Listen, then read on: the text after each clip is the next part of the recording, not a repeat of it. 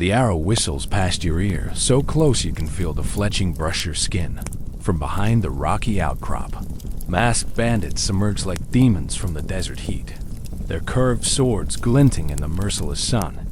Your caravan of 40 camels, loaded with silk worth a king's ransom, has walked straight into a trap. Welcome to the Silk Road. 1347, where a single wrong turn doesn't just cost you money. It costs you everything. Your goods, your animals, your companions, and quite possibly your life. 6 months earlier, you stood in the counting house of Master Chen Wei in the bustling port city of Xuanzhou, surrounded by bolts of silk that shimmer like captured moonlight. The decision you were about to make would either elevate your family from comfortable cloth merchants to wealthy traders, or destroy everything your father and grandfather had built over decades of careful business. The route to Samarkand is profitable, Chen Wei had explained, his weathered fingers tracing the trade path on a silk map that had cost more than most people earned in a year. But it is also educational. You will learn things about commerce, about survival, about the nature of men that no counting house can teach you. The old merchant's eyes held the distant look of someone who had seen too much, survived too much, lost too much on the roads that connected east and west. He had made the journey 7 times over 3 decades, accumulating wealth that rivaled that of minor nobles, but also scars both visible and hidden that told stories he rarely shared. The proposition was simple in concept, terrifying in execution. You would purchase high-quality silk from the workshops of Xuanzhou and transport it overland through the network of trade routes known collectively as the Silk Road. The destination was Samarkand, the great trading city where east met west, where your silk would be sold to European merchants willing to pay prices that seemed impossibly high. The mathematics were compelling. Silk that cost 100 taels of silver in Xuanzhou could sell for 800 taels in Samarkand, assuming you could get it there intact, even accounting for the costs of guards, pack animals, food, bribes, and losses to bandits or weather. A successful journey could yield profits of 400 to 500%, but the risks were equally staggering. Chen Wei estimated that only about 60% of caravans reached their destinations with their goods and personnel intact. 20% suffered significant losses to bandits, weather, or political upheavals that managed to complete their journeys with reduced profits. The remaining 20% simply disappeared, their fate unknown, their goods lost, their personnel dead, or enslaved. The question, Chen Wei had said, pouring tea with the deliberate precision of someone performing a ritual, is not whether you are brave enough to make this journey. Courage is common. The question is whether you are smart enough to survive it. The preparation for such a journey took months. You needed to assemble not just goods to trade, but also the personnel, animals, and equipment required for an expedition that would cover over 4,000 miles through some of the most dangerous terrain on Earth. Your first hire was Li Jiang, a caravan master who had completed the Samarkand run 4 times. He was a small, wiry man whose calm demeanor concealed decades of experience in reading weather patterns, negotiating with local officials, and managing the complex logistics of long-distance travel. The journey will take 18 months, Li Jiang explained. During your first planning meeting, 6 months travel, 6 months trading and waiting for favorable seasons, 6 months return, assuming we encounter no serious delays from weather, politics, or bandits. The personnel requirements were extensive. Beyond yourself and Li Jiang, you would need guards capable of fighting off bandit attacks, interpreters who could navigate the linguistic complexity of a journey that would pass through regions where dozens of different languages were spoken, and specialists who understood the care and management of pack animals under extreme conditions. The guards you selected were a mix of Chinese soldiers seeking adventure and profit, and Central Asian warriors familiar with the routes and dangers. You would face Their leader was a grizzled veteran named Wang Jun, whose scarred face and missing left eye testified to his experience with caravan defense. Bandits are only one danger, Wang Jun warned during your weapons training. Weather kills more merchants than robbers do. Disease, political upheaval, animal stampedes, getting lost. The road has many ways to destroy the unprepared. The pack animals were equally crucial. Camels were the preferred choice for desert crossings due to their ability to carry heavy loads while traveling for days without water. You purchased 40 prime Bactrian camels, double-humped beasts capable of carrying 400 pounds each while maintaining reasonable traveling speeds across difficult terrain. But camels were expensive, temperamental, and required specialized knowledge to manage effectively. Their care was entrusted to Muhammad ibn Yusuf, a Turkoman camel master whose family had been managing pack animals for generations. Camels are intelligent but proud, Muhammad explained as he showed you the basics of animal management. Treat them with respect, and they will carry you across any desert.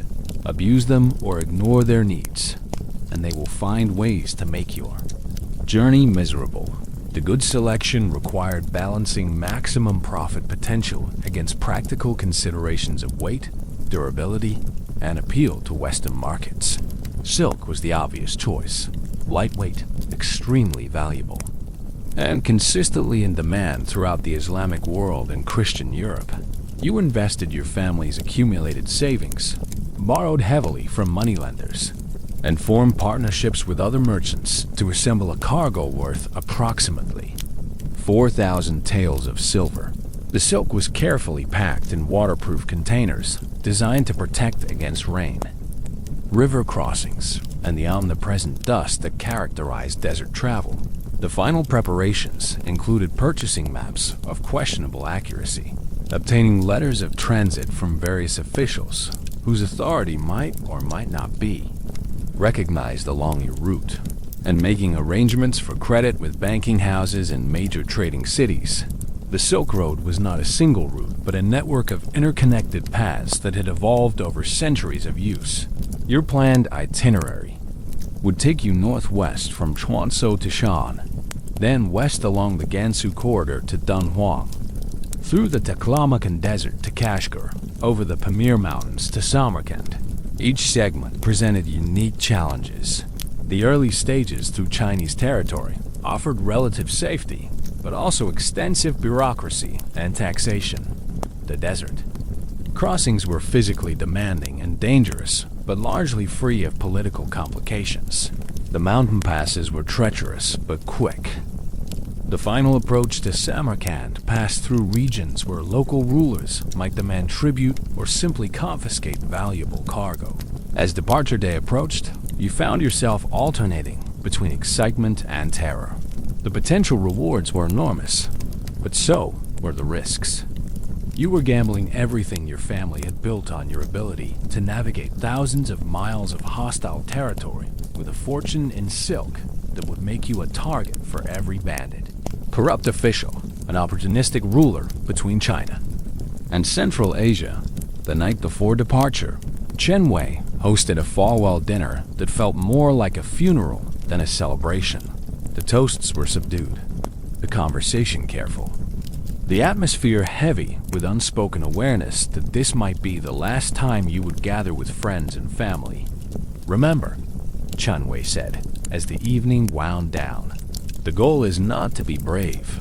The goal is to return home alive and wealthy. Everything else is secondary. The morning of departure dawned clear and cold. Your caravan assembled outside Chuanzhou's west gate.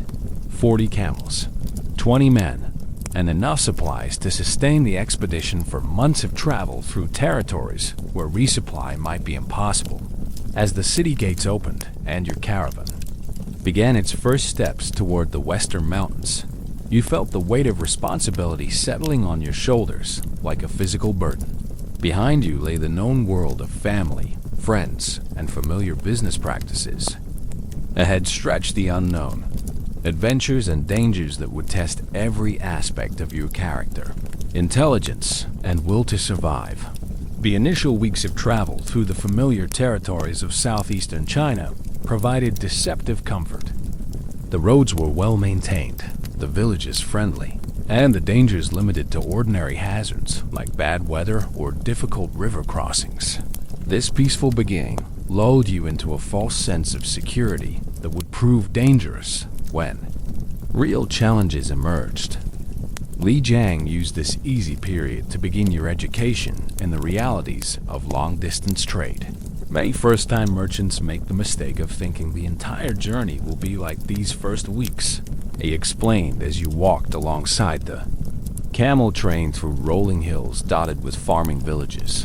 They become careless, lazy, overconfident. Then they reach the real Silk Road and die. The first serious lesson came at a checkpoint outside Nanyang, where local officials demanded to inspect your cargo and documentation. What should have been a routine bureaucratic procedure turned into a half-day negotiation involving bribes, threats, and careful diplomatic maneuvering.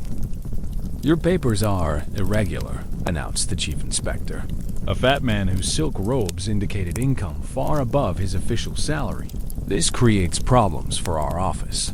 Perhaps these problems could be resolved through appropriate consultation fees. Li Jiang handled the negotiation with practiced skill, eventually securing passage for your caravan in exchange for a consultation fee of 50 taels of silver and several bolts of medium-quality silk. The entire process was conducted with elaborate courtesy that barely concealed the underlying extortion. "Welcome to trade route politics," Li Jiang said quietly as your caravan resumed its journey. "Every official along our route faces the same choice: supplement their income through creative taxation, or watch their families struggle on inadequate government salaries. Understanding this helps you budget appropriately." The mathematical reality was sobering. If every checkpoint demanded similar tribute, your profit margins would disappear long before you reached Samarkand. Success would require careful negotiation, strategic generosity, and occasional willingness to take risks to avoid excessive official attention. The next lesson came from the landscape itself as you traveled northwest toward Shan. The comfortable agricultural regions gave way to more arid, mountainous terrain where water sources were less reliable and the climate more extreme. What had been easy daily marches became endurance tests that pushed both human and animal limits. Your first real crisis occurred when one of your camels developed a limp that quickly worsened to the point where the animal couldn't carry its full load. Muhammad ibn Yusuf's examination revealed an infected hoof that threatened to cripple the camel permanently. In the desert, this animal would die, Muhammad explained as he worked to clean and treat the infection. "Here, we have options, but you must decide quickly. Delay the caravan for several days while treatment continues, or redistribute this camel's load and continue with reduced capacity." The decision was your first real test as caravan leader. Delaying could cascade into larger problems if weather windows were missed or if other caravans claimed priority at upcoming checkpoints. But abandoning a valuable camel represented a significant financial loss and reduced your expedition's load-carrying capacity. You chose compromise, partial treatment to stabilize the animal, redistribution of its load among the other camels, and continued travel at slightly reduced pace to allow the injured camel to recover gradually. The solution worked, but it taught you that trade route leadership required constant decision-making under uncertainty.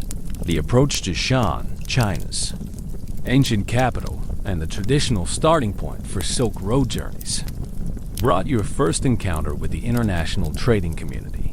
The city's merchant quarter buzzed with dozens of languages and currencies as traders from across Asia gathered to form larger caravans for the dangerous journey west.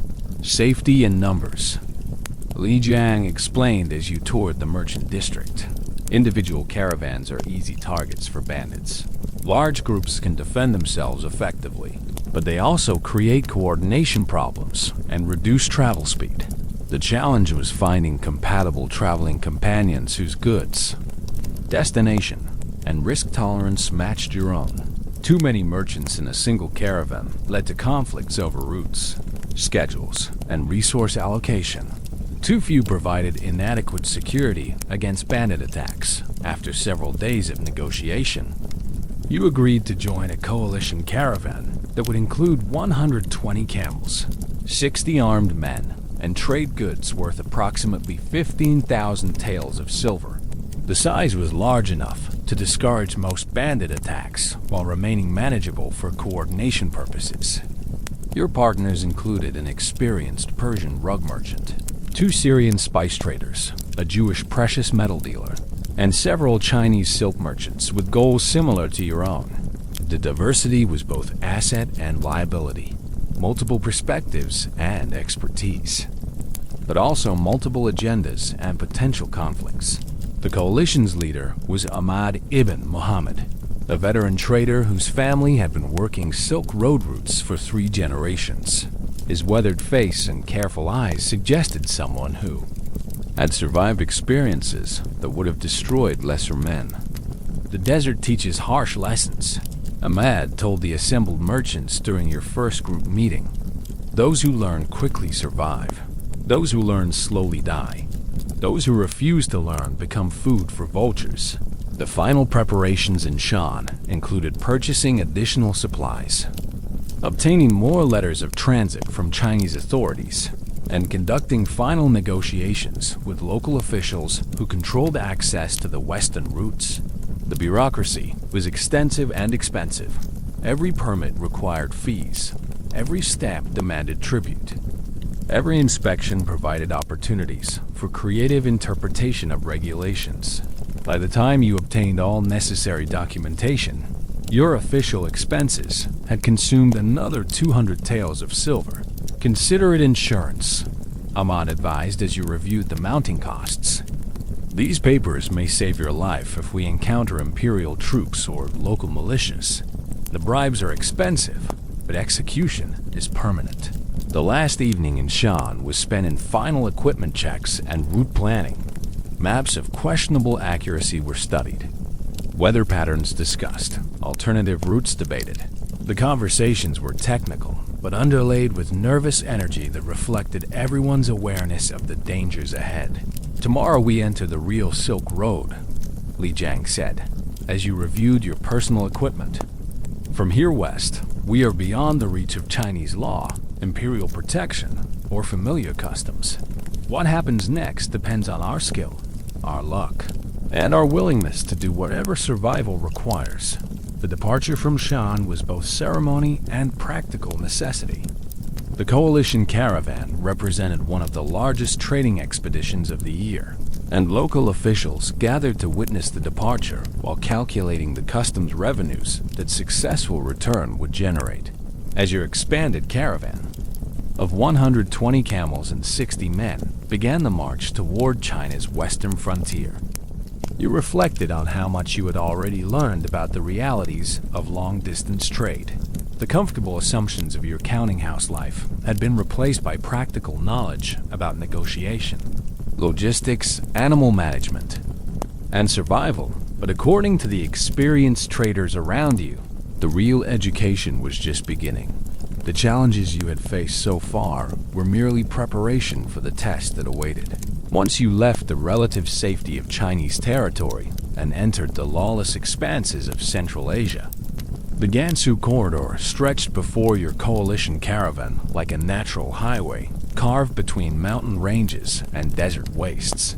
This narrow band of relatively hospitable terrain had funneled trade between China and the West for over a millennium.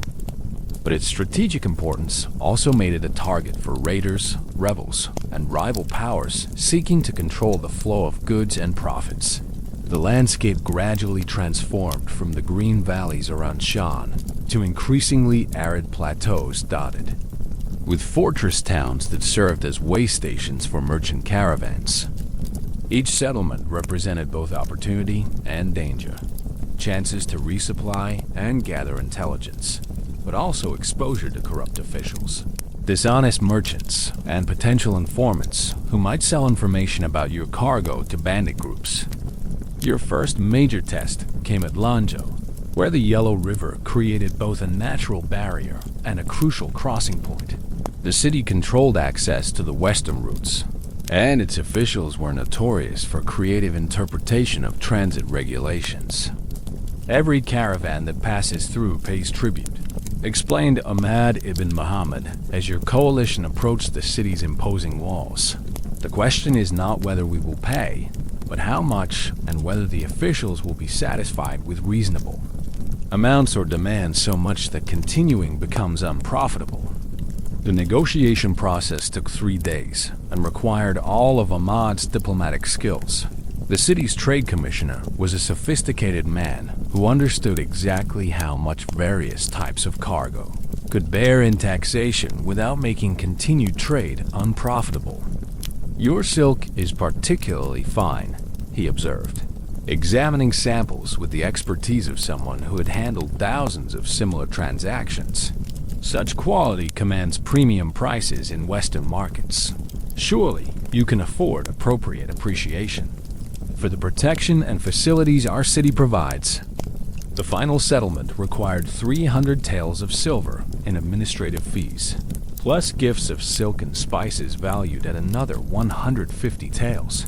The amounts were significant but not crippling, representing the cost of passage through one of the most important checkpoints on the route. But the real value of the Lanzhou stop was intelligence gathering. Other merchants passing through provided crucial information about conditions ahead, weather patterns, bandit activity, political upheavals, and changes in local regulations that could affect your plans. Tibetan raiders have been active near Lianzhou, reported a Persian merchant whose caravan had been attacked 2 weeks earlier. They took half our pack animals and all our silver, but left the trade goods because they couldn't carry everything. Be prepared for fights, not negotiations. The warnings were sobering but not unexpected. The Gansu corridor passed through territories claimed by multiple powers: Chinese imperial forces, Tibetan tribes, Mongol warlords, and various local strongmen who acknowledged no authority beyond their own strength. Your caravan size provided some protection, but 60 armed men couldn't guarantee safety against determined attackers with local knowledge and numerical superiority. The route between Lanzhou and Wuwei provided your first real taste of Silk Road travel conditions. The terrain was challenging but not impossible. Rolling hills, occasional river crossings, and long stretches of semi-arid plains where water sources were spaced just close enough to allow reasonable travel schedules, but the landscape was deceptive. What appeared to be empty wilderness actually concealed numerous hiding places where bandits could observe approaching caravans and plan attacks. Every rocky outcrop, every stand of trees, every bend in the trail represented potential ambush. Sites that required constant vigilance. Wang Jun, your guard captain, established security protocols that would govern the rest of your journey. We travel in formation with scouts ahead and behind, he explained during the first morning briefing. Guards rotate through different positions to prevent fatigue. No one leaves the caravan alone for any reason. When we stop, we form defensive circles with the camels providing barriers against cavalry attacks. The precautions proved necessary. When your scouts reported armed riders paralleling your route about 2 miles to the north, the riders, estimated at 30 to 40 men, maintained their distance but clearly were tracking your progress with professional interest. Probably scouts for a larger bandit group, Ahmad assessed after studying the distant figures through a telescope. They're evaluating our strength and looking for opportunities. As long as we appear alert and ready to fight, they'll likely look for easier targets. The psychological pressure of being stalked was exhausting.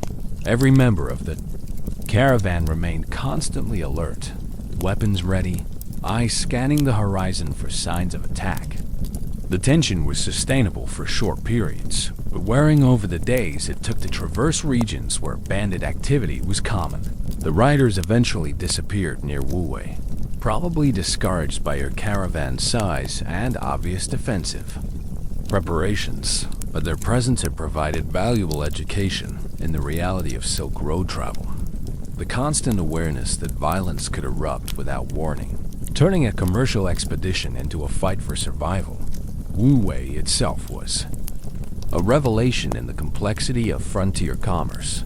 The city served as a major trading hub where goods from China, Central Asia, Tibet, and India mixed in markets that operated according to customs and regulations that had evolved over centuries of multicultural contact. Here you learn that commerce is not just about buying and selling. Li Jiang observed as you toured the merchant quarter. It's about understanding different concepts of value, different approaches to negotiation, different definitions of honesty and fair dealing. The cultural complexity was overwhelming. Transactions that seemed straightforward in Chinese contexts became elaborate diplomatic negotiations when conducted between merchants from different cultural traditions. What one party considered normal business practice, another might interpret as insult or fraud. Your education continued during a dispute between a Chinese tea merchant and a Tibetan yak herder over the quality of pack animals being offered for sale. The argument involved not just different opinions about animal valuation, but fundamentally different concepts about the nature of commercial relationships and the obligations of buyers and sellers. In Chinese culture, the seller has primary responsibility for ensuring product quality. Li Jiang explained quietly as you watched the heated discussion. In Tibetan culture, the buyer is expected to evaluate goods competently before purchase. Neither side understands why the other is behaving unreasonably.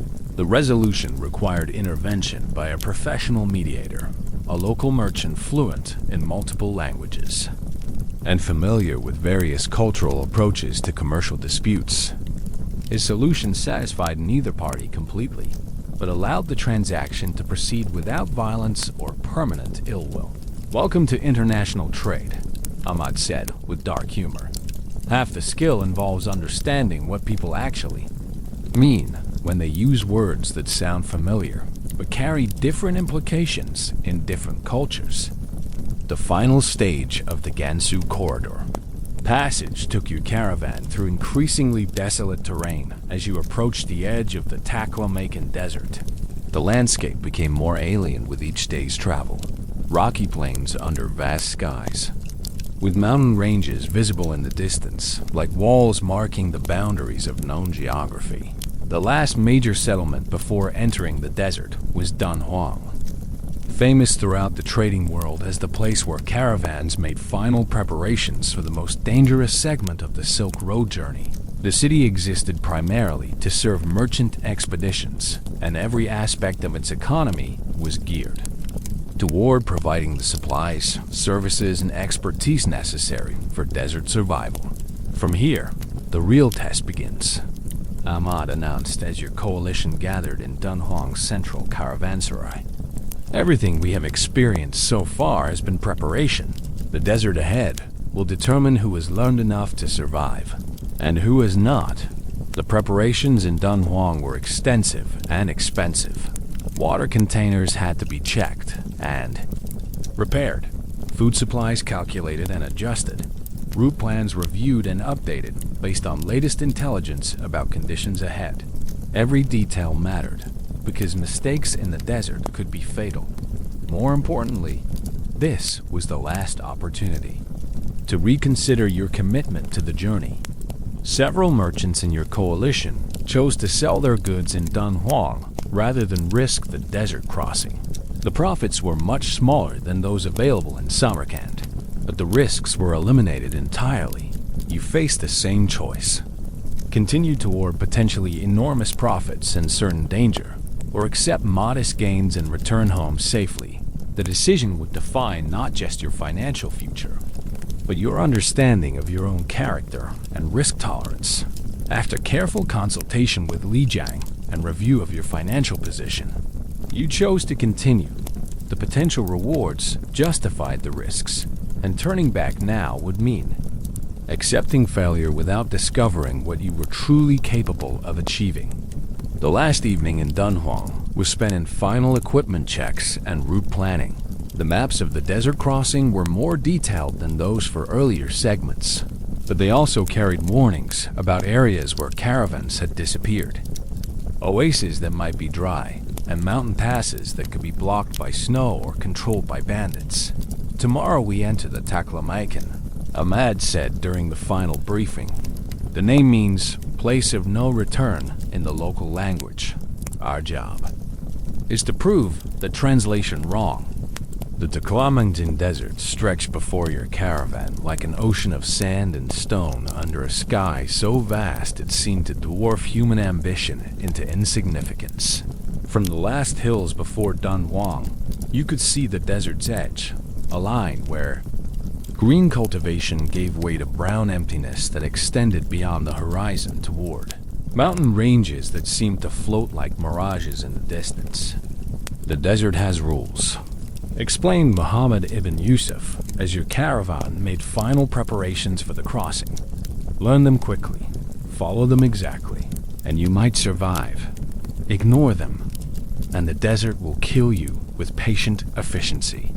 The first rule was water discipline. Each person was allocated a specific daily ration calculated to sustain life while leaving reserves for emergencies. The amount seemed impossibly small after weeks of casual consumption, but Muhammad's experience had taught him exactly how little water humans could survive on when every drop mattered. The second rule was never to travel alone. The desert was vast enough to swallow individual travelers without trace, but groups had better chances of survival if they maintained discipline and mutual support. Anyone who wandered away from the main caravan, for any reason, might never be found again. The third rule was absolute obedience to the caravan leader during emergencies.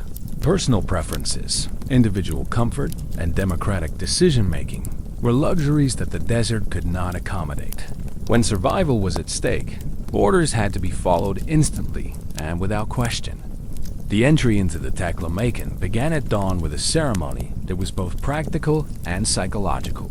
Ahmad ibn Muhammad offered prayers for safe passage while Li Jiang conducted final inspections of equipment and supplies. The ritual served to focus everyone's attention on the magnitude of the challenge ahead. The first day's travel provided deceptive reassurance. The terrain was difficult but manageable, rolling sand dunes, interspersed with rocky areas that provided solid footing for the camels. The weather was hot but not unbearable, and the caravan made good progress toward the first planned oasis.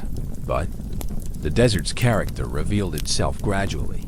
As the day progressed, the heat became more oppressive, the sand deeper and more difficult to traverse.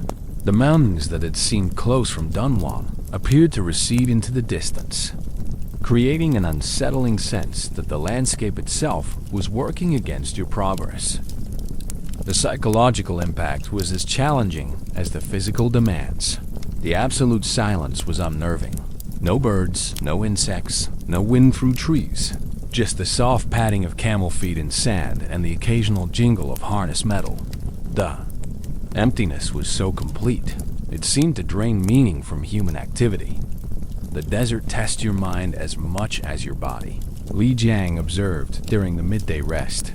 Many merchants go mad from the isolation and emptiness long before thirst, or heat kills them. Mental discipline is as important as physical endurance. The first night in the desert provided your introduction to the extreme temperature variations that would characterize the entire crossing. The blazing heat of afternoon gave way to bitter cold that required heavy clothing and careful fire management. The temperature swing was so dramatic, it felt like traveling between different seasons in a single day. Sleep was difficult despite physical exhaustion. The silence was so profound that every small sound seemed amplified. A camel shifting position, wind whistling around rocks, the distant cry of some unknown desert creature. The absence of familiar. Environmental cues created a sense of displacement that made rest elusive. The second day brought your first real crisis. One of the camels in the Persian merchant's string developed severe digestive problems that left it unable to carry its full load. The animal's condition deteriorated rapidly, and Muhammad's examination suggested food poisoning from contaminated feed. In Chinese territory, we could find replacement animals. Ahmad explained during the emergency council meeting. Here, we must redistribute the load or abandon the goods. There are no other options. The mathematics were brutal, redistributing one camel's load among the others would overburden animals that were already carrying maximum sustainable weights for desert travel. But abandoning goods represented immediate financial loss and reduced the expedition's overall profitability. The decision process revealed the harsh realities of desert travel. Sentiment, optimism, and wishful thinking were luxuries that could kill everyone if they led to poor decisions. The sick camel had to be destroyed to prevent suffering, and its load redistributed despite the increased burden on other animals. Watching the execution was psychologically difficult, but practically necessary. The desert allowed no room for inefficiency or misplaced compassion. Every decision had to be based on mathematical calculation of survival probabilities rather than emotional preferences. The third day brought a sandstorm that tested both your equipment and your understanding of desert. Survival. The storm began as a brown smudge on the horizon that rapidly expanded into a wall of wind-driven sand that blotted out the sun and reduced visibility to arm's length. "Form a circle with the camels," Ahmad shouted over the rising wind. "Cover everything you can. Face away from the wind and don't try to move until it passes." The storm lasted 4 hours that felt like 4 days. Sand penetrated every container, every piece of clothing, every gap in equipment. Breathing required constant attention to avoid inhaling enough sand to choke. The noise was overwhelming. Wind howling across rocks and dunes with a sound like 1,000 voices screaming in the distance. When the storm finally passed, your caravan emerged looking like ghosts covered in brown dust. But the real damage was more subtle. Water containers had been compromised by sand infiltration. Food supplies were contaminated, and several pack. Saddles required repair before travel could resume. "Minor storm by desert standards," Muhammad observed as he assessed the damage. "But enough to remind us that we are visitors here, not masters. The desert tolerates our presence only as long as we respect its power." The psychological impact of the storm was as significant as the physical damage, the complete helplessness. During the 4 hours of wind and sand had reinforced everyone's understanding of how quickly desert conditions could shift from manageable to life-threatening. Recovery from the storm required a full day of equipment repair and reorganization. Water supplies had to be redistributed to compensate for contaminated containers. Food had to be sorted to separate usable provisions from those too damaged to consume safely. Pack loads had to be rebalanced to account for lost items. The delay was expensive in terms of both time and resources, but it also provided valuable education in desert survival. Everyone learned practical skills: how to protect equipment during sandstorms, how to conserve water when supplies were limited, how to maintain morale when conditions seemed hopeless. More importantly, the storm had served as a test of group cohesion under stress. Some members of the caravan had maintained discipline and mutual support during the crisis. Others had panicked or shown selfish disregard for group welfare. These character revelations would influence social dynamics for the remainder of the journey. The approach to the first major oasis brought both relief and anxiety. The green vegetation visible in the distance promised water, shade, and rest after days of brutal desert travel. But oases also represented potential dangers, other travelers whose intentions might not be peaceful, local authorities who might demand tribute, or simply overcrowding that could strain limited resources. An oasis can save your life or end it, Ahmad warned as the caravan approached the settlement. Everything depends on the character of whoever controls it and whether they see arriving merchants as opportunities for profit or targets for robbery. The oasis of Nia proved to be a legitimate trading post run by a Uyghur merchant family that had been serving desert caravans for 3 generations. The welcome was professional but not particularly warm. These people had learned to evaluate travelers quickly and treat them accordingly. Your caravan appears well organized, observed the oasis master as he negotiated terms for water, food, and resting space. Professional merchants receive appropriate hospitality, amateurs who might, because problems are encouraged to continue their journeys quickly. The judgment was both assessment and warning. The oasis community existed in delicate balance with the harsh environment that surrounded it. They couldn't afford to support travelers who might drain their resources without providing adequate compensation, or who might create conflicts that could damage their carefully maintained neutrality. The 3 days at Nia provided crucial respite and resupply opportunities. Water containers were refilled, damaged equipment was repaired, and trade goods were inspected for desert damage. More importantly, you gathered intelligence about conditions ahead from other travelers who had recently completed various segments of the route. Bandits have been active near Churchin, reported a Syrian merchant whose caravan had been attacked the previous week. They're well organized and well armed. Our guards fought them off, but we lost 2 men and several camels. They seem to know caravan schedules and cargo values better than they should. The intelligence suggested that bandit groups were receiving information from sources within the legitimate trading community. Someone was betraying caravan movements and cargo details to raiders in exchange for payment or protection. The realization added a new layer of complexity to route planning, not just avoiding known danger areas, but also limiting the number of people who had advanced knowledge of your movements.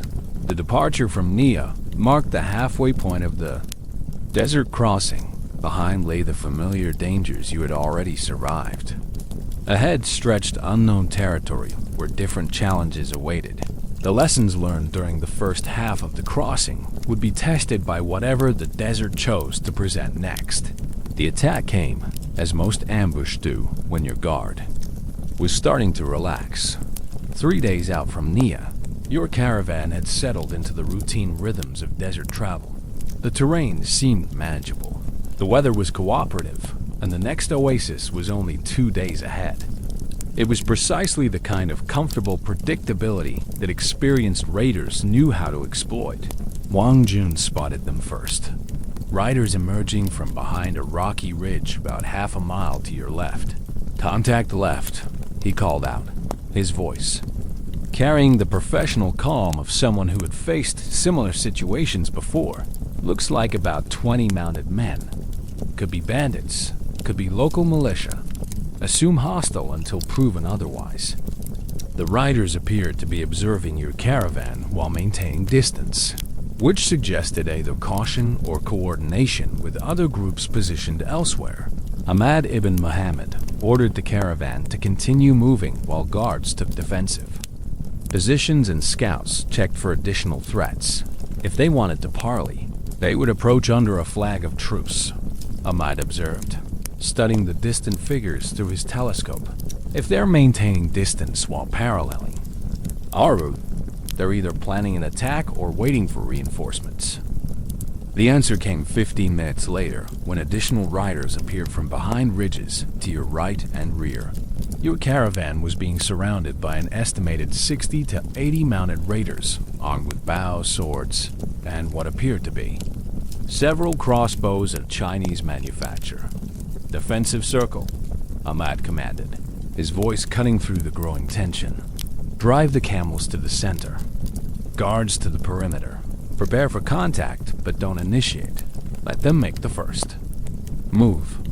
The formation change was executed with the precision that came from weeks of practice and preparation. Your 40 camels were driven into a tight circle that provided both protection for the animals and cover for the defenders. The 60 men of your coalition took positions around the perimeter with weapons ready. But even as your caravan prepared for battle, you found yourself calculating the mathematics of survival. 60 merchants and guards against 80 mounted raiders with superior mobility and local knowledge. The numbers were not encouraging, especially if the attackers were willing to accept significant casualties to capture your valuable cargo. The bandit leader approached under a flag of truce, a strip of white cloth tied to a spear point. He was a lean, weathered man whose expensive equipment suggested successful raiding career.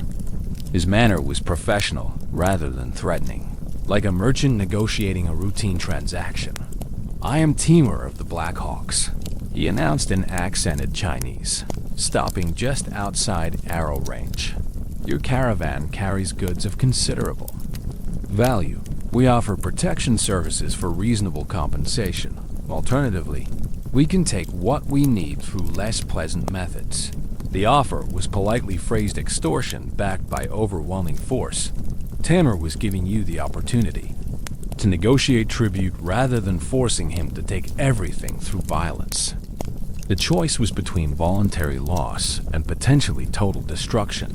Ahmad approached the negotiation with the same analytical approach he brought to legitimate commercial transactions. "What compensation do you consider reasonable for safe passage through your territory?" "Half your trade goods, plus all your silver and animals," Timur replied without hesitation. "In exchange, you keep your lives and enough supplies to reach the next oasis. A fair trade under the circumstances. The terms were ruinous, but not necessarily fatal. Losing half your cargo would eliminate most potential profits, but surviving the journey would at least allow recovery of some investment. Refusing to negotiate would likely result in total loss plus casualties among your personnel." But Ahmad had decades of experience in reading people and situations. Something about Timur's manner suggested that negotiation might be possible, that the opening demands were intentionally extreme to establish bargaining parameters. "Your offer shows appropriate confidence in your position," Ahmad replied carefully. "But it overestimates the value of our cargo and underestimates our ability to defend it. Perhaps we could find terms more beneficial to both parties."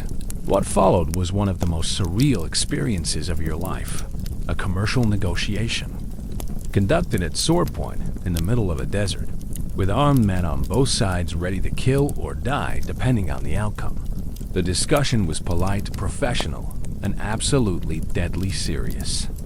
Timur's knowledge of caravan practices and cargo values was sophisticated and detailed. He knew approximate wholesale prices for different grades of silk, understood seasonal variations in demand, and could calculate potential profits with the expertise of an experienced merchant. "You carry approximately 4,000 taels worth of goods," he observed accurately. "Samarkand prices would yield perhaps 15,000 taels gross revenue. After expenses and losses, you expect net profits of 8,000 to 10,000 taels. I'm offering to guarantee your survival and partial success rather than risk total failure." The mathematics were uncomfortably accurate. Timur clearly had access to intelligence sources within the legitimate trading community. Someone had provided detailed information about your caravan's cargo, route, and financial structure. But negotiations were also revealing weaknesses in the bandits' position. Their large numbers suggested recent success, but also indicated high operational costs. Feeding and equipping 80 mounted men required substantial resources that could only be sustained through regular raiding income. "Your overhead must be considerable," Ahmad observed. 80 men plus horses require significant daily supplies. If raiding income decreases, your organization faces sustainability problems. The comment struck home. Timur's expression tightened slightly, suggesting that resource management was indeed a concern for his group. Large bandit organizations were vulnerable to the same economic pressures that affected legitimate businesses. The negotiation continued for over an hour while armed. Men on both sides maintained ready positions. The final agreement was complex, but workable. Your caravan would surrender 1,500 taels worth of goods plus 300 taels in silver while retaining enough assets to continue the journey profitably. The tribute buys safe passage through our territory, plus protection against other bandit groups for the next 10 days. Tamer explained as the goods transfer was arranged. Our reputation for honoring such agreements is excellent. Merchants who deal fairly with us are never attacked by our affiliated groups. The payment process was conducted with elaborate courtesy and careful documentation. Tamer's men were disciplined and professional, treating the transaction as routine business rather than robbery. The goods were inspected, evaluated, and accepted with the same attention to quality that legitimate merchants would have shown. More surprisingly, Tamer provided valuable intelligence about conditions ahead. Tibetan raiders have been active near Khotan, he warned. They're less reasonable than we are. Avoid the northern route and travel through the Kunlun foothills instead. The terrain is more difficult, but the political situation is more stable. The information had clear value and suggested that Tamer viewed your caravan as a potential long-term business relationship rather than a one-time victim. Professional bandits needed healthy trading communities to generate the wealth they could, then extract through protection services. As the bandits departed with their tribute, you found yourself reassessing your understanding of Silk Road economics. The line between legitimate business and organized crime was more blurred than you had expected.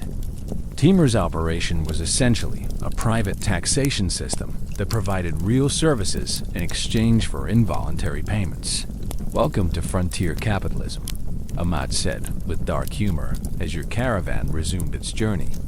Government authority ends where military power begins. In these territories, protection services are provided by whoever has the strength to enforce their claims. The encounter had been expensive but educational.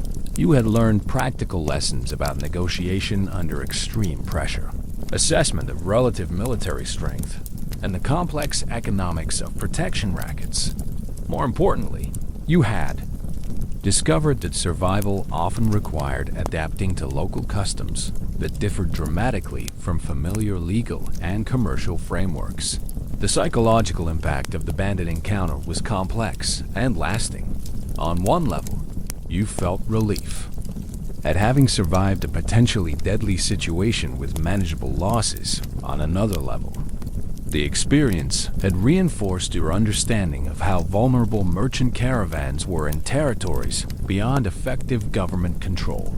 But perhaps most significantly, the encounter had demonstrated the importance of reputation and relationships in Silk Road commerce.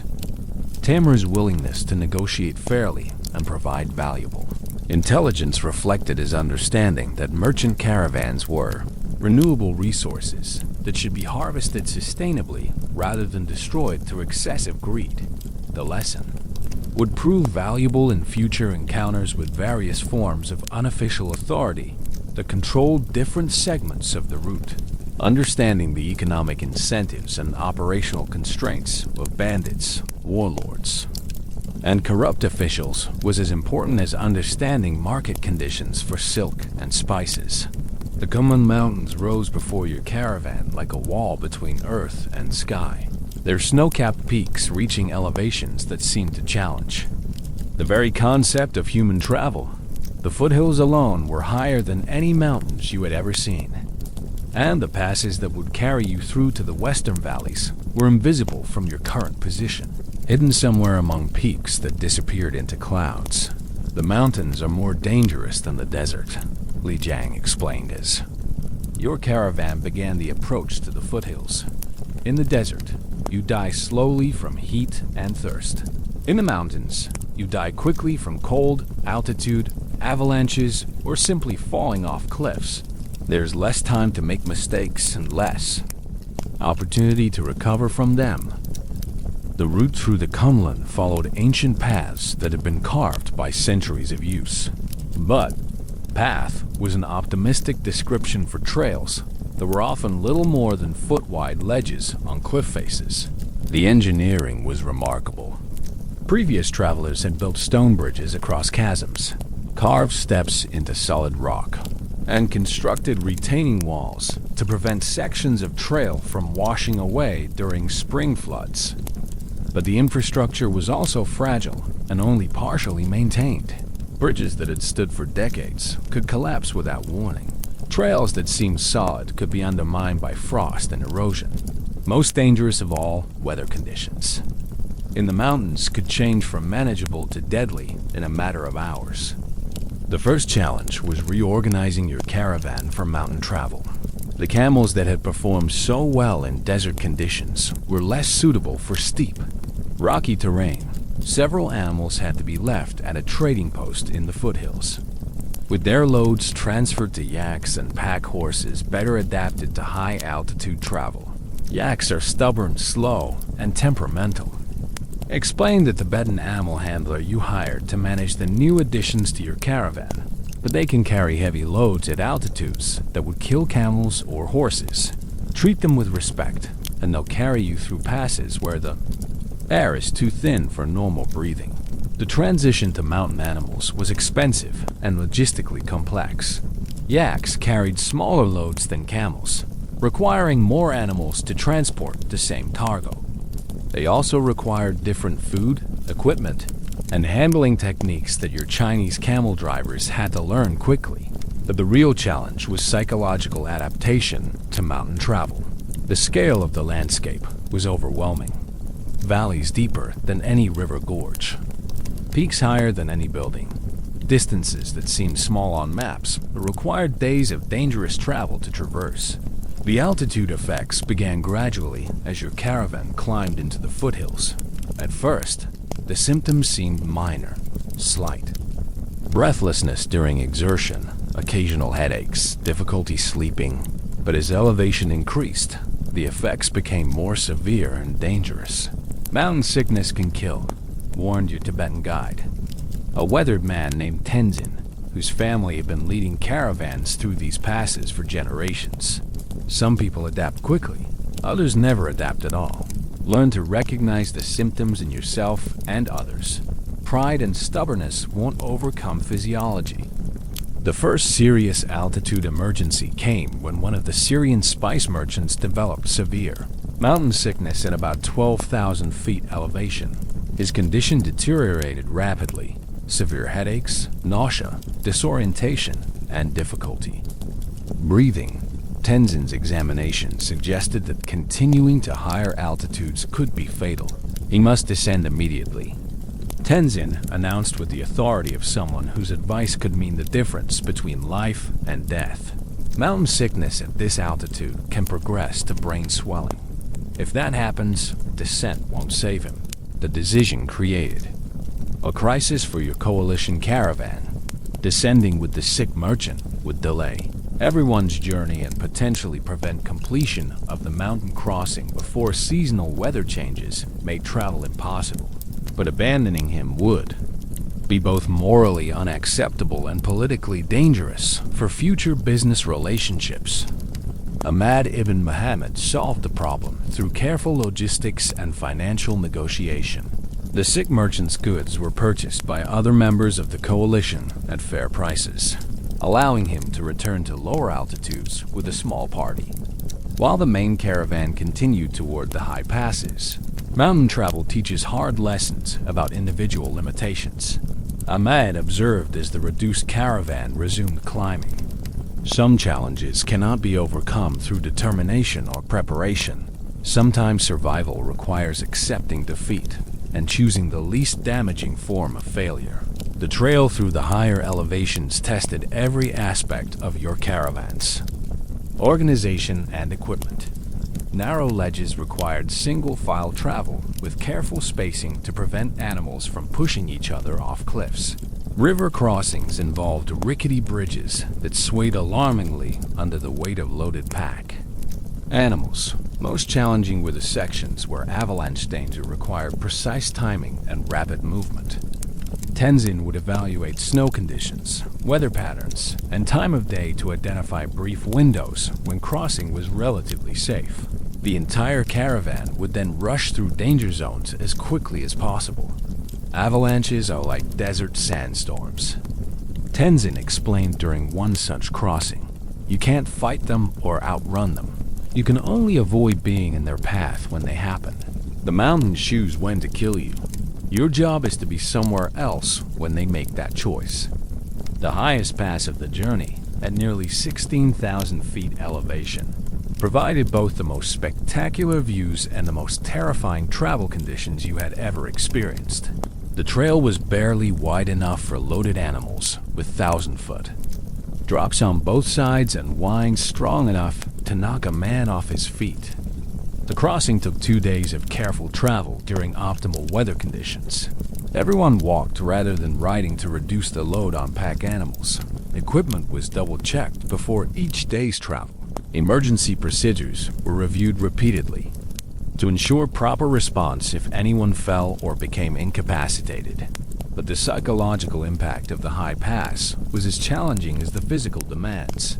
The landscape was so vast and alien that human presence seemed not just small but almost absurd. The idea that merchants could carry silk and spices across such terrain seemed like hubris that the mountains might punish without warning. "This is why the profits are so high," Li Jiang observed during a rest stop at the summit of the pass. "Not everyone can do this. Not everyone is willing to do this. The price premiums reflect the real costs and risks of mountain travel." The descent from the high passes brought relief from altitude effects but introduced new dangers. Steep downhill. Trails were harder on animals' legs and hooves than climbing had been. Loose rock and unstable footing created constant risk of falls and injuries. More significantly, the western slopes of the Kunlun were political borderlands where several different groups claimed authority. Tibetan tribes, Chinese military units, local warlords, and various bandit groups all operated in the region with overlapping and conflicting territorial claims. Every valley has different rulers with different rules. Tenzin warned as your caravan approached the lower elevations. What's legal in one village is forbidden in the next. What's considered appropriate tribute to one official is insulting to another. Success requires careful navigation of political complexity. The first test came at a Tibetan checkpoint, where local militiamen demanded to inspect your goods and documentation. Their authority was questionable, but their weapons were real, and arguing with armed men in isolated locations was generally unwise. The negotiation required all of Tenzin's diplomatic skills and cultural knowledge. The militiamen were suspicious of Chinese merchants, but respectful of Tibetan guides. The resolution involved administrative fees, plus gifts that acknowledged their authority without admitting legal obligation to pay. "Welcome to mountain politics," Tenzin said quietly as your caravan was allowed to continue. "Every group with weapons claims the right to tax passing merchants. Your job is to pay enough to avoid trouble without paying so much that the journey becomes unprofitable." The mathematical reality was sobering. If every checkpoint demanded similar tribute, your profit margins would disappear before you reached Samarkand. Success required either finding routes that avoided such encounters or developing more effective negotiation strategies. But the mountain crossing had also provided valuable education in logistics, crisis management, and adaptation to extreme conditions. The skills developed during weeks of high-altitude travel would serve you well during future challenges on the route to Samarkand. More importantly, surviving the mountain passage had demonstrated that your caravan possessed the organizational discipline and individual determination necessary for the most difficult segments of Silk Road travel. The tests ahead would be different, but probably not more severe than what you had already overcome. The final descent from the mountains brought your first glimpse of the Tarim Basin and the string of oases that would carry you toward Kashgar and the final approach to Samarkand. The green vegetation visible in the distance promised easier travel and more familiar commercial conditions. But according to the experienced traders in your coalition, the approach to Samarkand would present its own unique challenges: political complexity, commercial competition, and cultural negotiation would test skills that were different from but equally important as the survival techniques that had carried you through the desert and mountains. Kashgar emerged from the desert haze like a mirage made real. Walls of sun-baked brick surrounding, gardens and buildings that seemed impossibly green and substantial after weeks of mountain and desert travel. The city was a crucial hub where routes from China, India, Central Asia, and Persia converged, creating a cosmopolitan trading center unlike anything you had experienced. Kashgar is where the world meets, Ahmad ibn Muhammad explained as your caravan approached the city's imposing gates. Every language, every currency, every type of trade good passes through here. It's an opportunity for enormous profits and equally enormous mistakes. The cultural complexity was immediately apparent. The guards at the city gates included Chinese officials, Turkmen militiamen, Persian bureaucrats, and local Uyghur administrators, each representing different authorities with overlapping jurisdictions. Simply entering the city required navigation of multiple bureaucratic systems with conflicting requirements.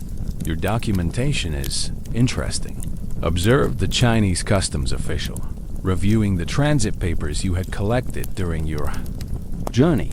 Some of these seals are legitimate, others are decorative, and several are probably fraudulent. This creates administrative complications. The resolution required 3 hours of negotiation, consultation with multiple authorities, and payment of various fees that totaled nearly 200 taels of silver. But the process also provided crucial intelligence about local political conditions and commercial opportunities. Tibetan traders have been stockpiling Indian spices, the Persian bureaucrat mentioned during the documentation review. Prices are artificially high, but demand from European merchants is strong. Your silk should command premium prices if you can reach Samarkand before the seasonal markets close. The information was valuable enough to justify the bureaucratic delays and expenses. Understanding local market conditions was as important as surviving physical dangers during long-distance trade expeditions. The merchant quarter of Kashgar was a revelation in the complexity of international commerce. Warehouses contained goods from across the known world: Chinese silk and porcelain, Indian spices and gems, Persian carpets and metalwork, European woolen cloth, and Mediterranean coral. But the real education was in observing negotiation, styles and commercial practices that varied dramatically between cultural groups. What seemed like straightforward buying and selling in Chinese contexts became elaborate diplomatic exercises when conducted between merchants from different cultural traditions. Every culture has different concepts of appropriate business behavior.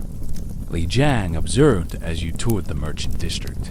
What Chinese merchants consider normal bargaining, Persian traders might interpret as insulting. What Tibetan traders consider proper relationship building, European merchants might see as time-wasting corruption. Your first major transaction in Kashgar provided practical education in these cultural differences. You attempted to sell a small quantity of silk to a Persian rug merchant whose inventory suggested substantial wealth and sophisticated tastes. The negotiation began badly when you offered prices and terms that seemed reasonable by Chinese standards, but apparently violated Persian commercial etiquette. The merchant's response was politely dismissive, suggesting that you lacked understanding of appropriate business relationships. In Persian culture, commercial transactions are based on personal relationships that develop over time. Li Jiang explained after the failed negotiation. Quick deals between strangers are considered suspicious and probably dishonest. Trust must be established before serious business can be conducted. The lesson was expensive but valuable. Success in international markets required understanding not just price differentials and quality standards, but also the social and cultural frameworks within which commercial relationships operated. Your second attempt at local trading was more successful because it was conducted through introductions provided by Ahmad ibn Muhammad. His reputation and family connections gave you access to established merchant networks that operated according to understood protocols. Reputation is transferable, Ahmad explained as he arranged meetings with potential trading partners. My family's good standing with these merchants extends to my traveling companions, as long as you behave in ways that justify their trust.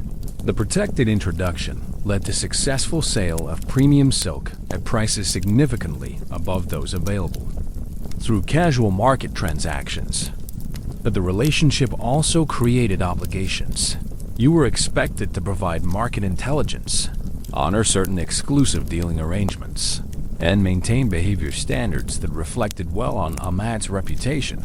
Welcome to network commerce, Ahmad said with satisfaction as the transaction was completed. Individual deals are less important than long-term relationships. Success requires thinking beyond immediate profits to consider how current actions affect future opportunities. The week in Kashgar provided intensive education in the commercial and cultural complexity that characterized major Silk Road trading centers. Every transaction required balancing multiple considerations: immediate profitability, long-term relationship development, cultural sensitivity, and political implications. But Kashgar also revealed the enormous profit potential that justified the risks and complications of long-distance trade. Silk that had cost 100 taels in Chuanzhou was selling for 600 taels in Kashgar's international markets. Even accounting for transportation costs, losses, and bribes, the profit margins were spectacular. More importantly, you were learning to think like an international merchant rather than a provincial trader. The skills required for success in multicultural environments were different from those needed for domestic commerce, but they were also more valuable and more widely applicable. The departure from Kashgar was delayed by political complications. That demonstrated another aspect of Silk Road trading reality. Local authorities were engaged in a territorial dispute with neighboring rulers that threatened to disrupt trade routes and endanger merchant caravans. The Khan of Fergana claims authority over our planned route, Ahmad explained during an emergency coalition meeting. His soldiers have been harassing merchants and demanding tribute that goes beyond normal taxation. We need to either pay his requirements or find alternative routes. The political intelligence was gathered through the informal information networks that connected merchant communities across Central Asia. Successful traders maintained contacts in every major trading city who could provide warnings about changing political conditions, bandit activity, and commercial opportunities. This is why merchant families developed multi-generational relationships. Ahmad observed, current political problems are temporary, but trade relationships endure. Today's enemy may be tomorrow's customer, and today's ally may be tomorrow's competitor. The resolution required diplomatic negotiation with multiple parties, plus financial arrangements that satisfied competing political claims without establishing dangerous precedents. Your coalition agreed to pay tribute to the Khan of Fergana while maintaining neutrality in his dispute with Kashgar's rulers. The payment was expensive, but provided safe passage guarantees, plus military escort through disputed territories. More importantly, the agreement established your coalition's reputation as merchants who honored political realities while maintaining commercial neutrality. Politics and commerce are inseparable on the Silk Road, Ahmad said as final arrangements were completed.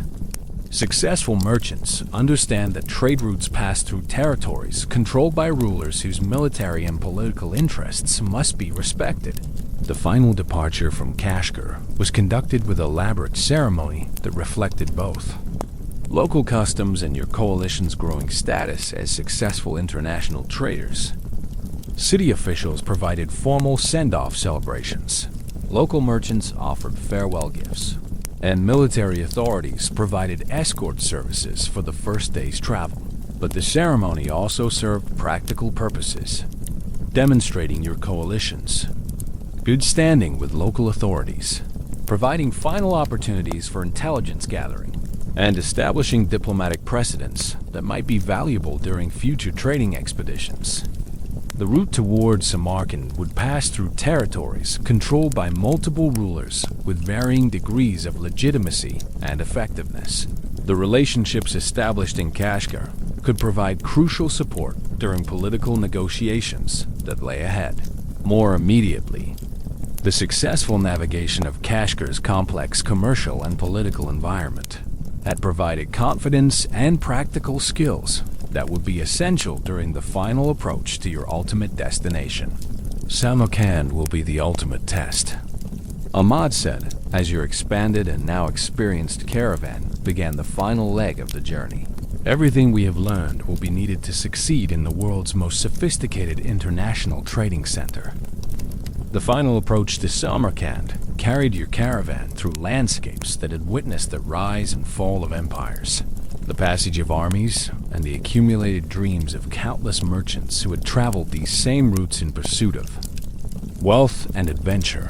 Every day's journey brought you closer to the legendary city that represented the ultimate goal of your 18-month expedition. But the proximity to success also brought new forms of tension and anxiety. After surviving the dangers of bandits, deserts, and mountains, the prospect of failure due to commercial miscalculation or political error seemed particularly cruel. You had risked everything to reach this point. The final challenges would determine whether the gamble had been worthwhile. The political situation around Samarkand was complex and fluid. The city was nominally controlled by Timur's successors, but actual authority was divided among various military commanders, merchant guilds, and religious leaders whose relationships shifted according to circumstances and opportunities. Samarkand's rulers understand that the city's wealth depends on maintaining favorable conditions for international trade.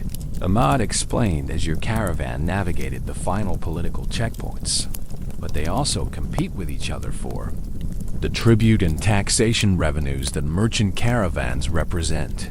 The checkpoint negotiations were more sophisticated and expensive than any you had encountered during the journey. Officials demanded detailed inventories of trade goods, proof of legitimate acquisition, and payment of various taxes that seemed to multiply during the inspection process. Your silk is of exceptional quality, observed the chief customs officer, examining samples with the expertise of someone who had evaluated countless similar shipments.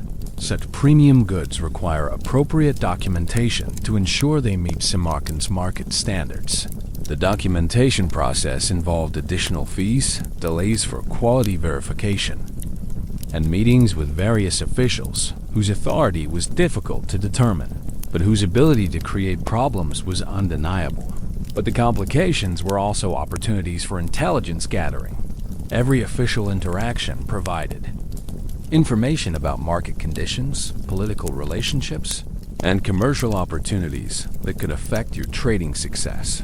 European demand for high-quality silk has increased dramatically this season, mentioned one bureaucrat during the inspection process. The Italian merchants are paying premium prices for goods that meet their specifications. Your inventory should command excellent prices if it's properly presented. The information was encouraging, but also created pressure to optimize your market approach. Success in Samarkand's sophisticated trading environment would require careful analysis of buyer preferences, competitive positioning, and timing considerations that went far beyond simple price negotiation. The first sight of Samarkand itself was overwhelming.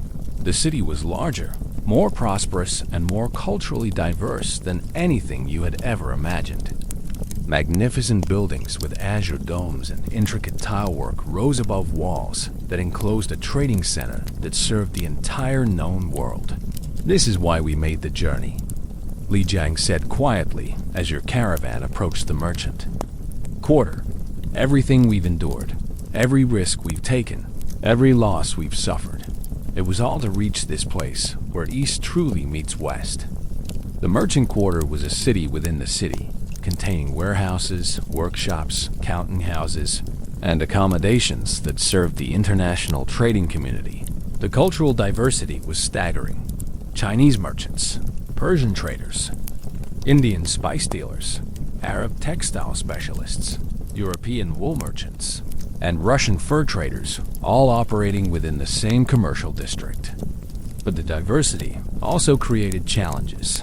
Competition was intense, market knowledge was closely guarded, and commercial success required understanding subtle cultural distinctions that could make the difference between profit and loss. Your first priority was securing appropriate warehouse space and accommodations for your extended stay in the city. The facilities needed to protect your valuable cargo while providing access to potential buyers and market intelligence sources. The warehouse selection process revealed the complex social and economic hierarchies that governed Samarkand's merchant community. Premium locations were controlled by established trading families with multi-generational relationships. Secondary facilities were available to newcomers willing to pay premium prices and accept restrictive terms. Your reputation precedes you, said the warehouse master as he negotiated rental terms. Ahmad ibn Muhammad's introduction carries considerable weight in this community that opens doors that would otherwise remain closed to first-time visitors. The rental agreement was expensive, but included valuable services, security for stored goods, access to market intelligence networks, and introductions to potential trading partners who might otherwise be impossible to approach. More importantly, the warehouse provided a base of operations for the complex process of evaluating market conditions and developing sales strategies, appropriate to Samarkand's sophisticated commercial environment. The market analysis required weeks of careful observation and intelligence gathering. Prices fluctuated based on seasonal patterns, political developments, currency fluctuations, and the arrival of competing caravans with similar goods. Silk markets in Samarkand are highly efficient, explained your warehouse master, a Persian merchant whose family had been facilitating trade in the city for 4 generations. Information spreads quickly, prices adjust rapidly, and opportunities disappear fast. Success requires precise timing and excellent market intelligence. The intelligence gathering process was both fascinating and intimidating.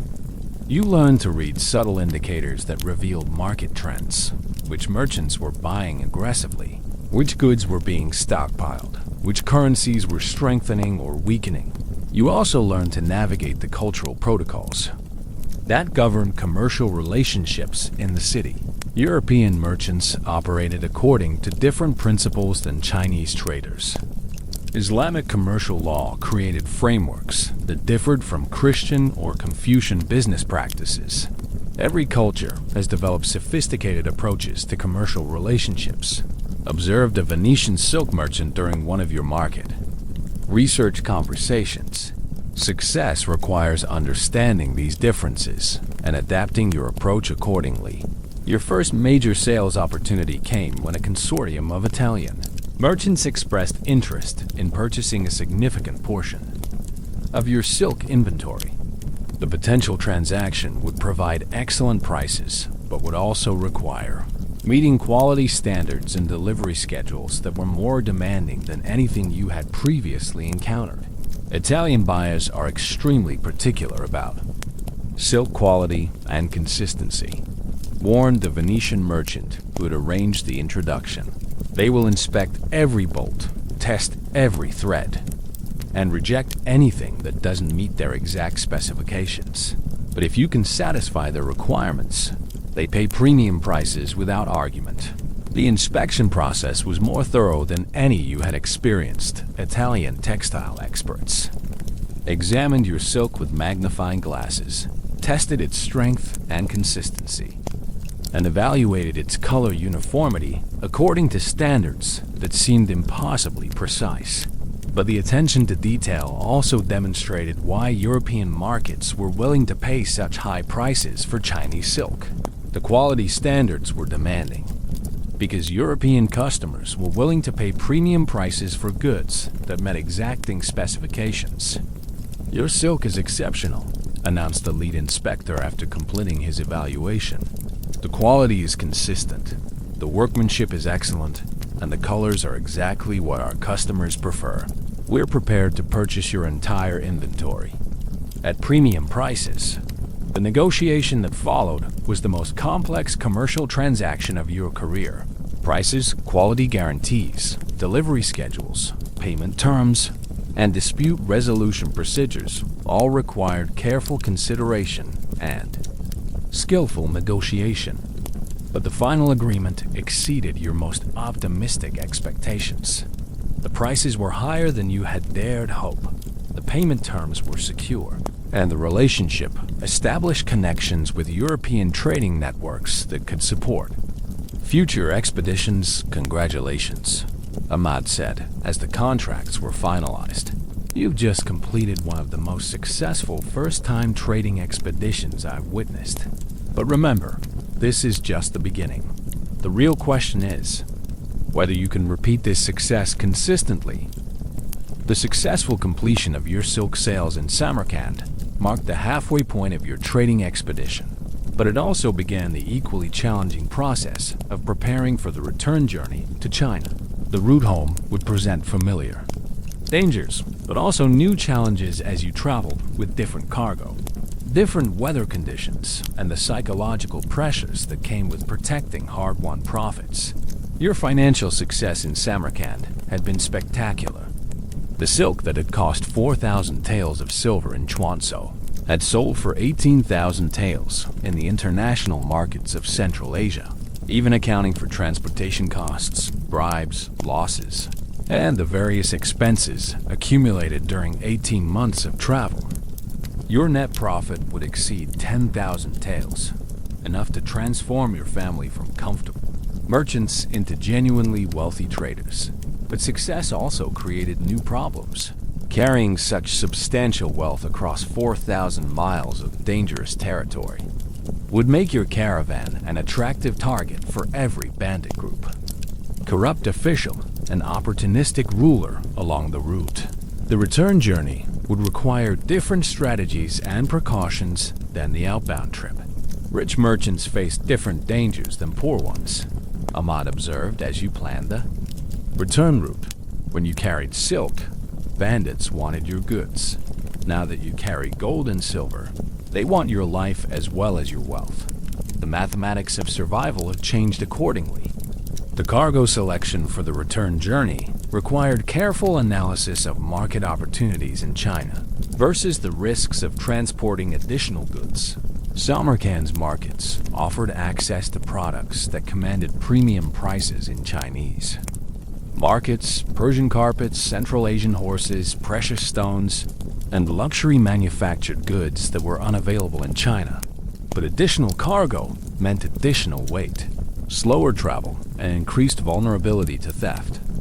Every item purchased for the return journey had to justify its inclusion through profit potential that exceeded the increased risks and costs it created. You decided to focus on high-value, low-weight items that could be easily concealed and protected during the journey.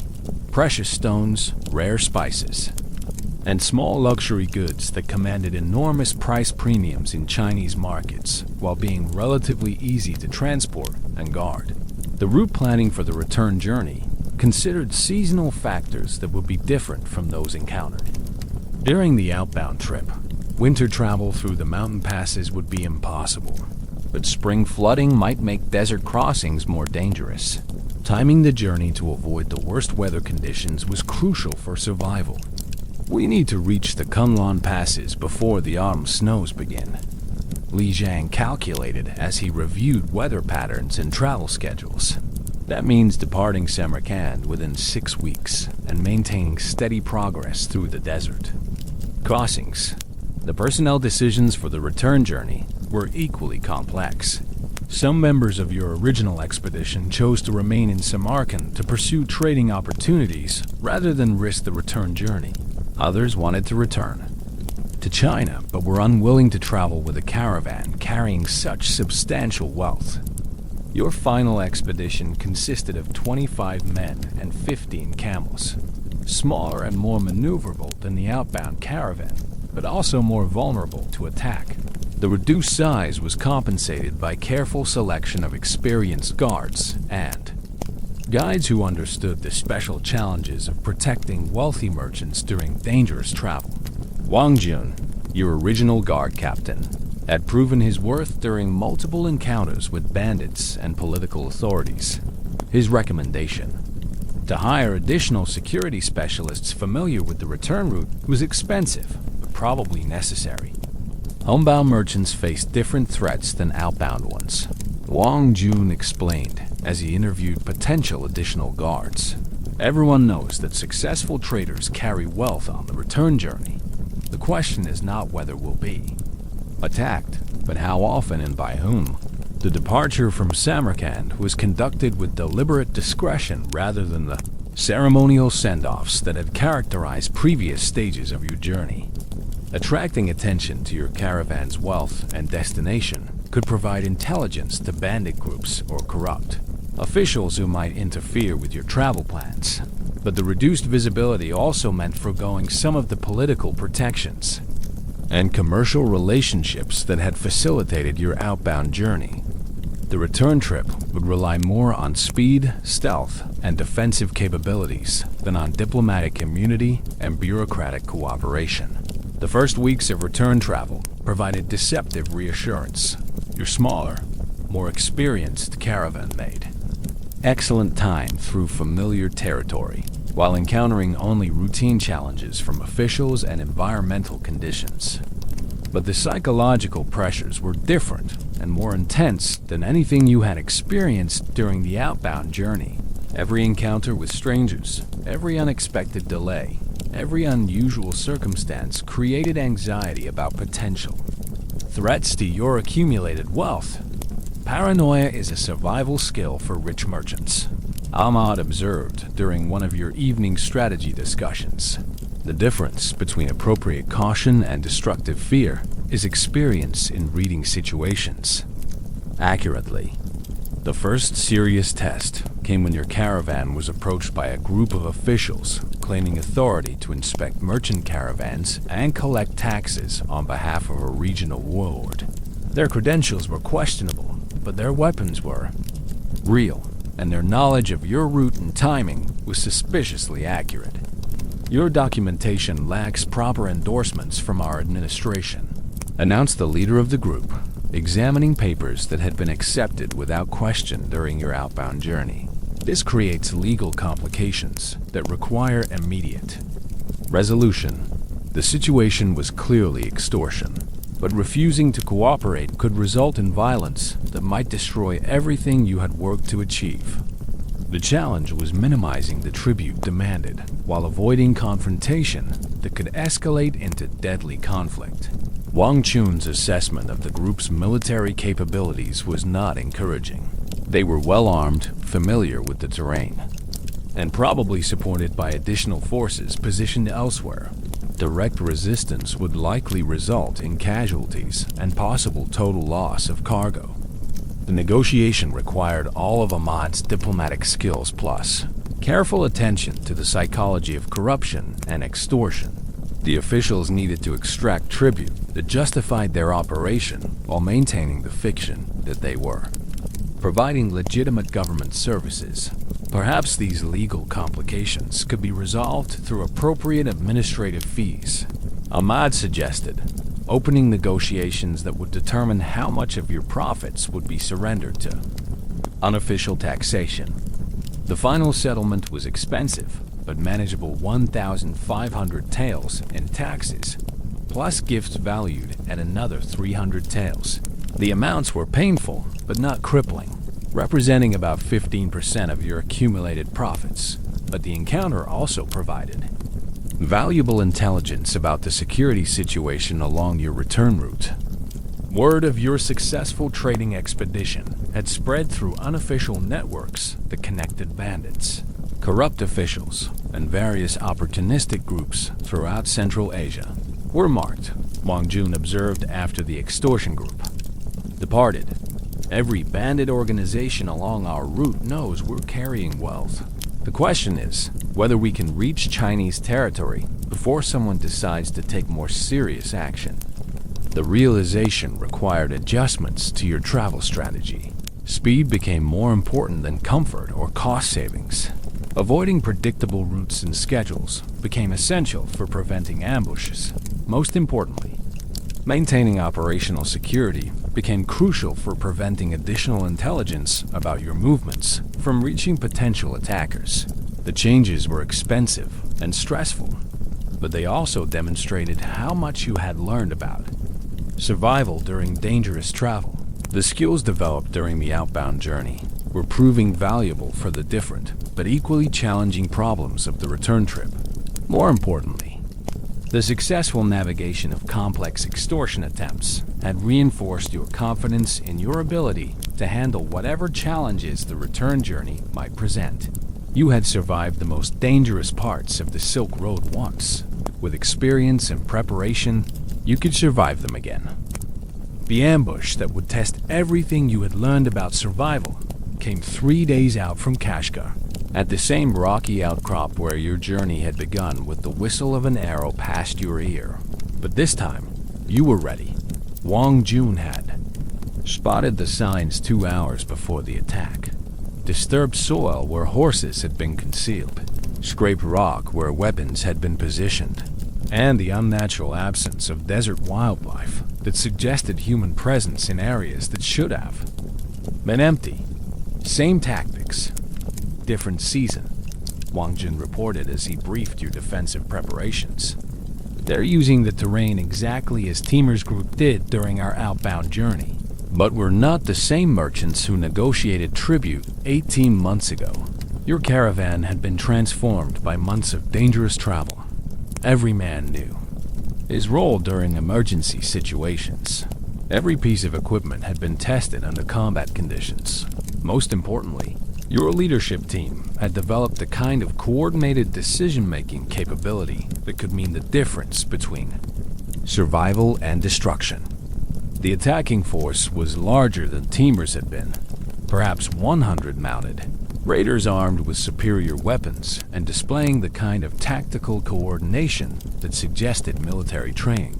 But your defensive preparations were also more sophisticated than anything you had managed during the outbound journey. They know we're carrying substantial wealth, Alman observed as he studied the attacking force through his telescope.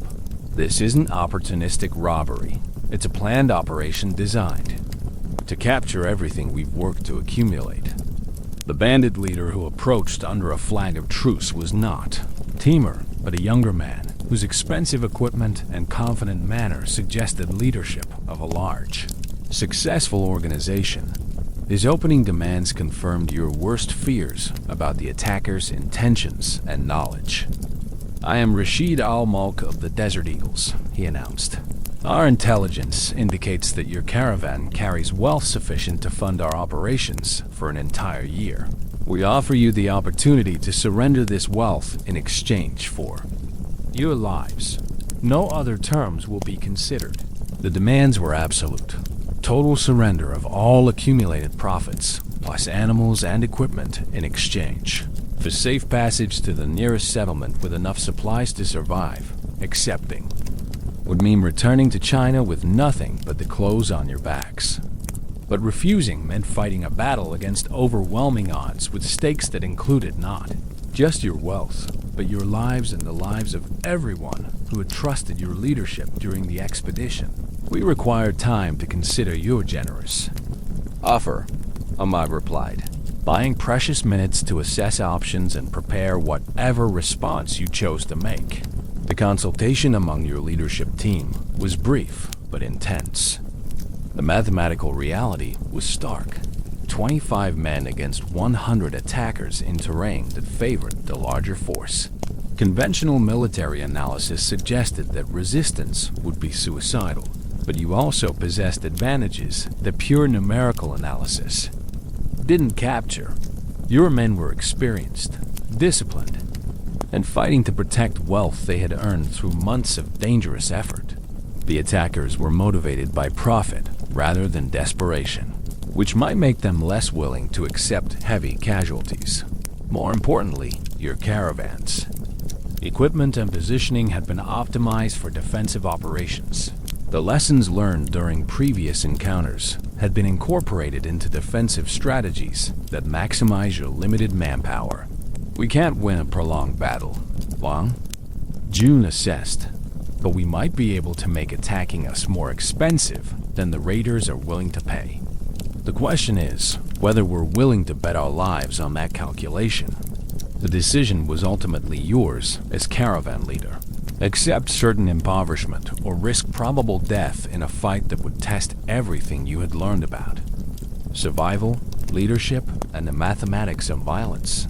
You chose to fight. The battle that followed was brief, brutal, and decisive. Your defensive preparations channeled the attackers into killing zones where disciplined crossbow fire decimated their initial charge. The survivors regrouped for a second assault that was met by your guard's most experienced fighters in hand-to-hand. Combat that left the rocky ground stained with blood. Rashid Omolk himself fell during the second assault, struck down by Wang Jun in single combat that ended the raiders' coordinated resistance. The surviving attackers withdrew after sustaining casualties they hadn't expected and couldn't afford. But victory came at a terrible cost. 7 of your guards were dead, including 2 who had been with the expedition since its beginning in Chuanzhou. Another 5 were wounded seriously enough to require extended medical care. Your caravan's military strength had been cut nearly in half. The psychological impact was even more devastating than the physical losses the successful defense had. Proven that resistance was possible, but it had also demonstrated how quickly commercial expeditions could become life-or-death struggles that destroyed everything they were meant to protect. We won, Wang Jin said grimly as he surveyed the battlefield. But winning cost us more than losing might have. The question is whether we can afford many more victories like this one. The practical implications of the battle's aftermath required immediate attention. Wounded men needed medical care that might not be available in desert locations. Reduced defensive strength made your caravan more vulnerable to additional attacks. Most significantly, word of the battle would spread through bandit networks, potentially attracting additional groups who might test your weakened defenses. The decision to continue toward China rather than returning to Samarkand was based on cold, mathematical analysis rather than emotional preferences. Your caravan was closer to Chinese territory than to Central Asian safe havens, and your reduced strength made speed more important than comfort or resupply opportunities. The final weeks of desert and mountain travel tested your expeditions. Remaining strength and cohesion, every day brought new challenges. Caring for wounded men, maintaining defensive vigilance with reduced personnel, and preserving morale among survivors who had witnessed the violent realities of Silk Road trading. But the approach to Chinese territory also brought psychological relief that grew stronger with each familiar landmark. The military checkpoints and bureaucratic complications that had seemed oppressive during the outbound journey now represented safety and protection that made survival seem increasingly probable. The last mountain pass before entering the Gansu corridor provided your final glimpse of the vast Central Asian landscapes that had been your world for nearly 2 years. The view was spectacular and terrifying, beautiful enough to inspire poetry, dangerous enough to kill anyone who underestimated its challenges. We're going home, Li Jiang said quietly as your caravan began the descent toward Chinese territory. Not all of us, not the same as we left, but alive and wealthy enough to justify everything we've endured. The customs checkpoint at Lanzhou felt like a homecoming. Despite the bureaucratic delays and official tribute that entry into Chinese territory required, the officials were corrupt and demanding, but they operated according to rules and procedures that seemed reasonable after months of dealing with bandits and warlords. More importantly, the checkpoint marked your return to a legal and political framework where commercial disputes could be resolved through negotiation rather than violence, where authority was institutional rather than personal, and where survival depended on business skills rather than military capabilities. The final Approach to Chuanzo took you through landscapes that had once seemed exotic and challenging, but now appeared comfortable and familiar. The green valleys, prosperous villages, and well-maintained roads represented safety and prosperity that you had learned not to take for granted. Your arrival in Chuanzo was met with celebration that reflected both personal achievement and broader recognition of what successful Silk Road expeditions meant for local economic development. Your profits would be reinvested in additional trading ventures that would provide employment and opportunities for other merchants. But perhaps more importantly, your survival and success had demonstrated that the dangerous trade routes connecting East and West remained viable for merchants with appropriate skills, preparation, and determination. The Silk Road would continue to function because people like you were willing to accept its challenges in pursuit of its rewards. 5 years after your return to Chuanzo, you stand once again in a counting house, filled with bolts of silk that shimmer like captured moonlight. But now the warehouse belongs to you, and the young merchants seeking your guidance are planning their own expeditions along the dangerous routes that nearly claimed your life. The transformation has been remarkable. Your successful Silk Road expedition generated profits that elevated your family from comfortable traders to influential merchants, whose opinions shape commercial decisions throughout southeastern China. The knowledge and connections you developed during your journey have proven as valuable as the wealth you accumulated. The route to Samarkand remains profitable.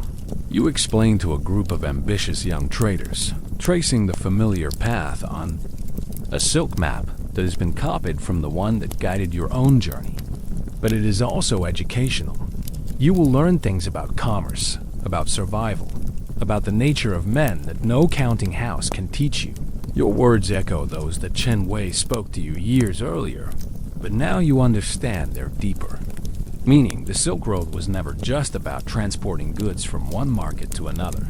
It was about the human capacity to overcome impossible obstacles in pursuit of dreams that seem beyond reach. The scars you carry are both visible and hidden. Your left arm bears the mark of a bandit's sword from the battle with Rashid al-Mulk's raiders. Your sleep is still occasionally disturbed by dreams of desert storms and mountain passes, but you also carry knowledge and confidence that no classroom could have provided. The young merchants who seek your guidance remind you of yourself 5 years ago, ambitious, talented, naive about the realities they will face if they choose to risk everything on a journey across the most dangerous trade routes in the world. You try to prepare them for challenges they cannot yet imagine, while respecting their need to discover their own capabilities. Remember, you tell them, the goal is not to be brave. The goal is to return home alive and wealthy. Everything else is secondary. But you also know that the journey changes everyone who completes it successfully. The merchants who return from Samarkand are not the same people who departed from Chuanzo. They have seen wonders and horrors that most humans never experience. They have tested themselves against challenges that reveal character in ways that ordinary life cannot. Li Jiang, now in his 60s, has become your partner in organizing new expeditions along routes that you helped prove remain viable despite their dangers. His experience, combined with your knowledge of current conditions, creates a consulting service that other merchants value highly. The Silk Road endures, Li Jiang observes as you review plans for the season's trading expeditions, because each generation produces people willing to risk everything for the chance to achieve something extraordinary. Wang Jun has used his share of profits to establish a security service that provides trained guards for merchant caravans. His reputation for effectiveness under extreme conditions makes his services highly sought after by traders planning dangerous journeys. Ahmed ibn Muhammad continues to organize coalition caravans that combine resources and expertise from multiple merchant families. His diplomatic skills and international connections remain invaluable for navigating the complex political and cultural challenges that characterize Silk Road trading. The network of relationships you develop during your expedition has proven as valuable as the immediate profits you earned.